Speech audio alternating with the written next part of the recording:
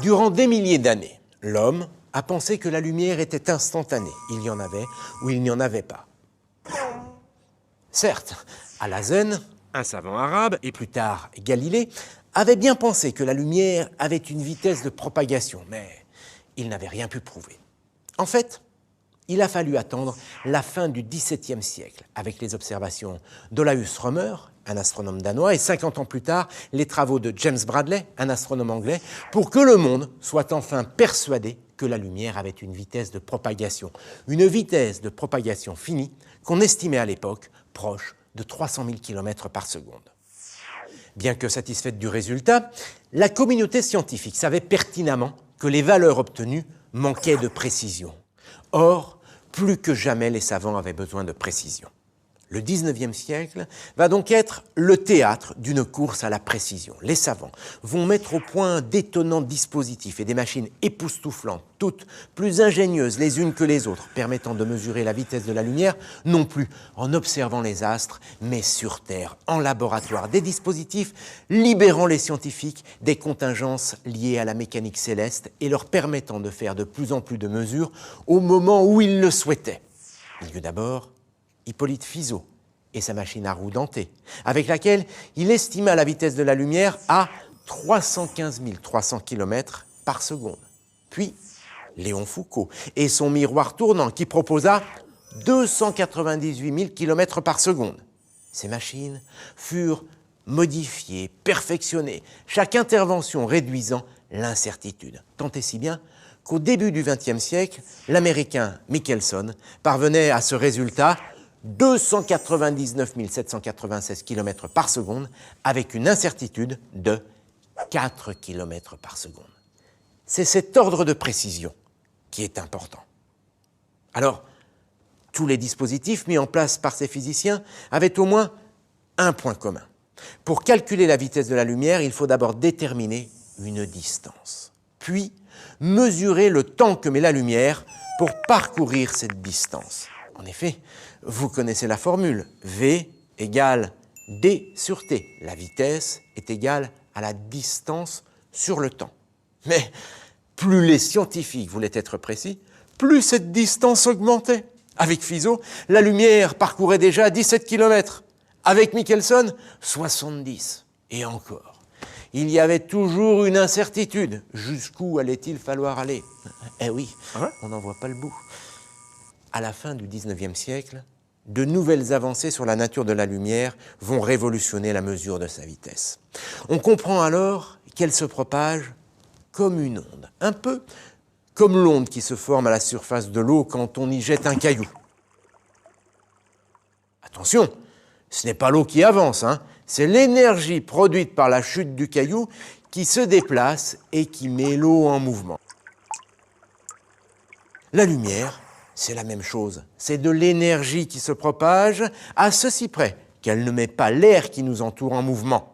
L'air n'ondule pas quand la lumière le traverse. La lumière, c'est la propagation d'un champ électromagnétique. Ce sont les valeurs de ce champ électromagnétique qui ondulent et qui forment une vague.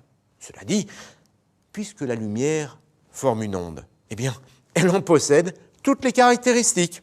La fréquence, qu'on note F, et la longueur d'onde, qu'on note lambda. La fréquence, c'est le nombre d'oscillations qui se forment en une seconde. Cette fréquence se mesure en hertz. Ici, regardez, 1, 2, 3. 3 oscillations en une seconde, ça fait 3 hertz. La longueur d'onde maintenant, eh bien, c'est la distance qui sépare deux crêtes. Elle se mesure en mètres. Alors, qu'est-ce que ça nous apporte de plus? Eh bien, vous allez voir. Jusqu'à présent, la vitesse, c'était la distance sur le temps. V égale D sur T. Comme une onde se caractérise par une longueur, autrement dit, une distance entre les deux crêtes d'une oscillation et une fréquence, un nombre d'oscillations en une seconde. Eh bien, la vitesse de l'onde, c'est cette longueur multipliée par la fréquence, soit V égale lambda par F. Et ce n'est pas tout. Au début du XXe siècle, on comprend aussi que la lumière visible ne représente qu'une toute petite partie des ondes électromagnétiques. Il y a aussi les ondes radio, les rayons X, les rayons ultraviolets, les rayons infrarouges. Ces ondes n'ont ni la même longueur d'onde, ni la même fréquence, mais elles se déplacent toutes à la même vitesse, celle de la lumière. Et heureusement pour nous, c'est ce qui nous permet de suivre des matchs de foot en direct à la radio ou à la télévision, de téléphoner ou de jouer en réseau avec des consoles sans fil.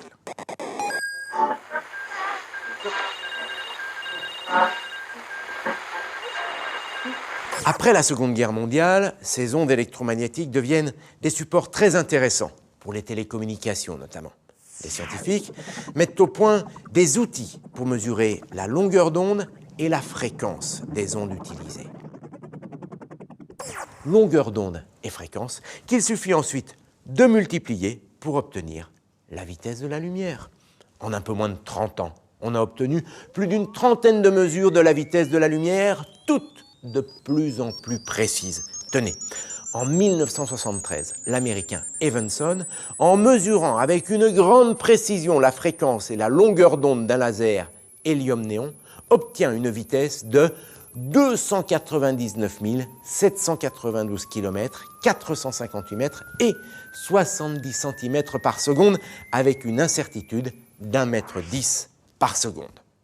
Là, les scientifiques vont faire une pause. Oh, ils auraient pu continuer à mesurer avec une plus grande précision encore des longueurs d'onde et des fréquences, puis à les multiplier et pousser encore plus loin derrière la virgule. Mais à quoi bon? À quoi bon obtenir des dixièmes, des centièmes, des millièmes de mètre quand la valeur du mètre manque elle-même de précision? Oh, j'entends déjà les critiques. Comment ça? Le mètre imprécis? Oui. La définition du mètre, avant 1960, était donnée par le mètre étalon déposé à Sèvres, à côté de Paris. Il se présentait sous la forme d'une barre de platine. Le mètre était la distance encadrée par 2 traits à 0 Celsius. Le problème de ce mètre étalon est qu'il se déforme et qu'il s'use. Et puis, où commence et où finit réellement le mètre? Au bord extérieur ou au bord intérieur du trait? À moins que ce ne soit au milieu. Vous mesurez le problème. Vous le voyez, ce mètre étalon n'était pas à la hauteur de la précision des calculs de la vitesse de la lumière. Il fallait donc redéfinir la notion de mètre et la rendre universelle, la délocaliser en quelque sorte afin que ce mètre puisse être consulté en tout point du globe et que sa valeur ne dépende ni de l'observateur ni des conditions de l'observation.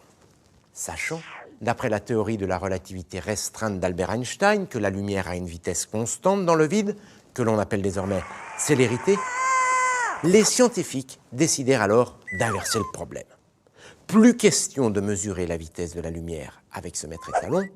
En revanche, ils vont définir le mètre grâce à la vitesse de la lumière. En 1983, la 17e conférence générale des poids et mesures stoppe la course à la précision et fixe la vitesse de la lumière à 299 792 km et 458 mètres par seconde exactement. Par la même occasion, on donne donc au mètre une valeur universelle. Le mètre est la distance parcourue par la lumière dans le vide pendant 1/299 792 458 millionième de seconde. La vitesse de la lumière devenait par conséquent une constante connue, une des constantes universelles qui n'avait désormais plus besoin d'être mesurée. Tout cela, mine de rien, a des applications très concrètes dans notre vie de tous les jours. Tenez, le GPS par exemple, le Global Positioning System, qui dans la voiture nous indique où il faut tourner pour rejoindre le terrain de camping le plus proche. Comment fonctionne-t-il? Le principe est assez simple. En connaissant la distance séparant le récepteur GPS de 3 des 24 satellites GPS placés en orbite autour de la planète, eh bien, on connaît la position du récepteur GPS sur la Terre. En fait, les satellites émettent des ondes radio qui sont captées par les récepteurs. Ces récepteurs, grâce à une horloge très précise, connaissent le temps mis par ces ondes radio pour aller du satellite au récepteur. Connaissant la vitesse de la lumière à laquelle se propagent ces ondes radio, eh bien, on en déduit la distance séparant le satellite du récepteur. Et oui, la distance est égale à la célérité que multiplie le temps. On obtient une distance précise au centimètre près. Bien sûr, vous l'aurez sûrement remarqué, la précision d'un GPS dépend de la définition de la vitesse de la lumière, on l'a vu, mais aussi de celle du temps, donc de la seconde. Qu'est-ce qu'une seconde? Certes, ce n'est pas très long, mais malheureusement, nous n'avons plus le temps. Alors, rendez-vous pour une autre histoire.